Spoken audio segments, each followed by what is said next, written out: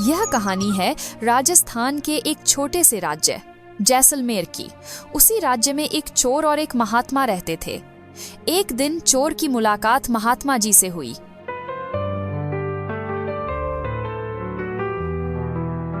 बेटा, क्या तुम चोरी जैसे काम करते हो? हाँ बाबा, मैं यही काम जानता हूँ। बेटा, भगवान का नाम लिया करो, पूजा पाठ किया करो, मंदिर जाया करो। बाबा, इतना सब नहीं हो पाएगा मुझसे, लेकिन भगवान का नाम ले लूंगा, ये कर सकता हूँ। और कुछ काम हो तो बताओ। चलो ठीक है, तुम बस एक काम करना, तुम्हें कोई पराई स्त्री मिले तो तुम उसे माता या बहन मानना। बिल्कुल, ये बात मुझे जम गई। आज से हर पराई स्त्री मेरी माँ या बहन होगी। और इतना कहकर चोर अपने रास्ते चला गया।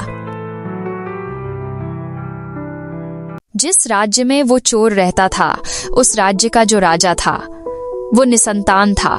उसकी कोई संतान नहीं थी और इस चक्कर में उसने अपनी रानी को भी महल से निकाल दिया था। रानी अकेली एक मकान में रहती थी।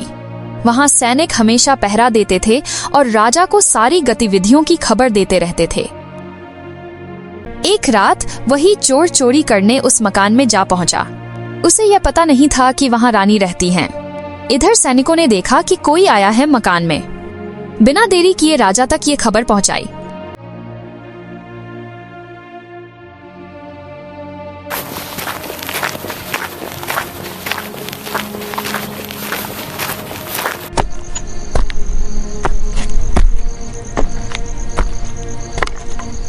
वो जो चोर था, जो चोरी कर रहा था, तभी रानी ने उसे देख लिया और उससे कहने लगी, तुम यहाँ चोरी करने आए हो?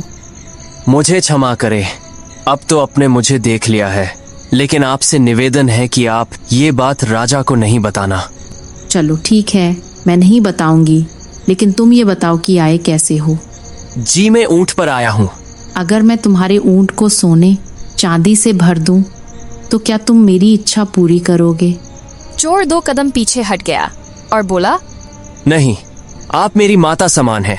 पुत्र के लायक कोई काम हो तो बताओ। चोर के मुंह से ऐसी बात सुनकर रानी चोर से बहुत प्रभावित हुई। खिड़की के पास खड़ा राजा यह सब सुन रहा था। वो द्रवित हो उठा और सैनिकों के साथ भीतर आया। चोर को पकड़वाया, पर राजा उसकी ईमानदारी से बहुत प्रभावित हुआ। चोर को महल ले जाया गया और राजा बोला, इस युग में इतनी ईमानदारी? तुम्हारी बातों ने मेरे दिल को छू लिया। बोलो, क्या चाहते हो?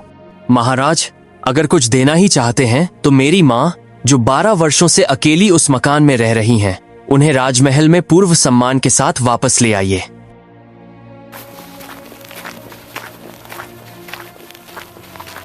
राजा रानी के पास पहुंचता है और रानी से कहता है, महारानी, सह सम्मान आपका राजमहल में स्वागत है। महाराज, अचानक ये हृदय परिवर्तन कैसे? वो चोर कह रहा है कि मेरी माता को राजमहल वापस ले आओ। उसने आपको माता के रूप में देखा है। ठीक है, मैं राजमहल चलूंगी आपके साथ, लेकिन आपको मेरी एक बात माननी होगी। आप मुझे लिखित रूप में राजमोह के साथ यह वचन देंगे कि जो मैं कहूँ वही होगा। ठीक है महारानी, मैं आपको वचन देता हूँ। बताइए, आप क्या चाहती है? वह चोर अब मेरा पुत्र है।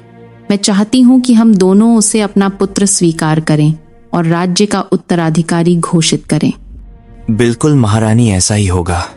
राजा रानी ने उस चोर को अपना बेटा मान लिया और राज्य का अगला उत्तराधिकारी घोषित कर दिया। महात्मा जी की एक बात ने चोर को युवराज बना दिया। बहुत छोटी सी कहानी जो हमें यह बताती है कि नीयत साफ रखोगे तो सब कुछ अच्छा होने लगेगा, काम अपने आप ठीक होने लगेंगे। विचारों को शुद्ध कीजिए, कर्म अपने आप अच्छे हो जाएंगे।